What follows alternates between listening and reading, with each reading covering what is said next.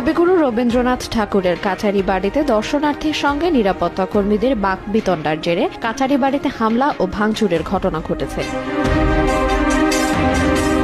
স্থানীয়রা জানান, ৮ জুলাই কাছারি বাড়িতে বেড়াতে যাওয়া এক দর্শনার্থীকে প্রবেশ মূল্য নিয়ে টিকিট দিলেও মোটরসাইকেল পার্কিং এর জন্য টাকা নিয়ে কোনো টোকেন দেয়নি কর্তৃপক্ষ।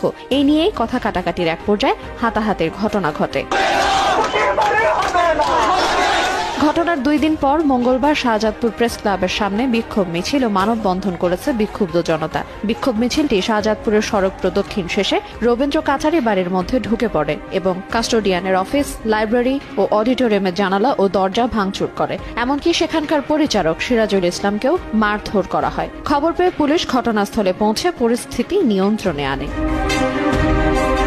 সিরাজগঞ্জের শাহজাদপুরের রবীন্দ্র কাছারি বাড়িতে হামলা ও ভাঙচুরের সঙ্গে কারা জড়িত এই বিষয়ে তদন্ত চলছে বলে জানান সহকারী কমিশনার মোহাম্মদ মুশফিকুর রহমান।